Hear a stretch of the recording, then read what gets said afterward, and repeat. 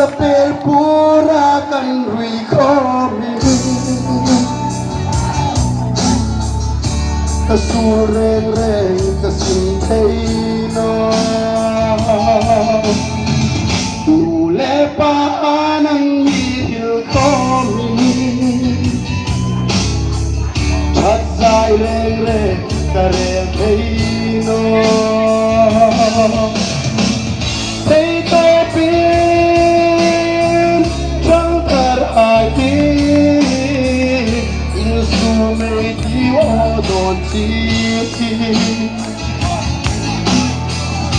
mi tâm ta kín có ta khai xin không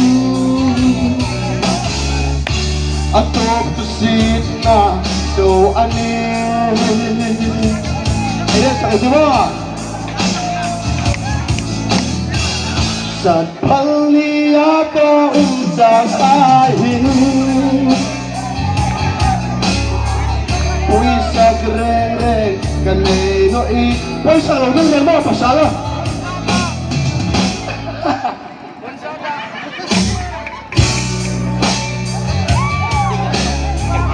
Kasai reng tum tagay ti Tay topi Sang tarhati Insu may kiw ko doon si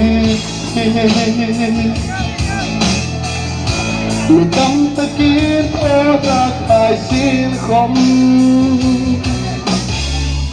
Atop tu sit na so ani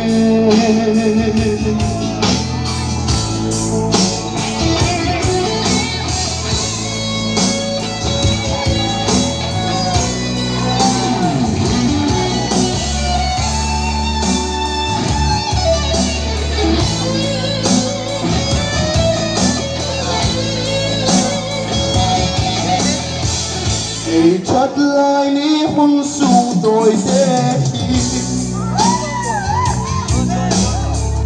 Carvin an lim mang singi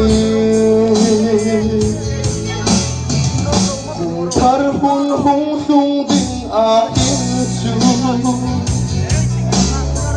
chặt sai reng reng tung ta gây đi Nap sa pu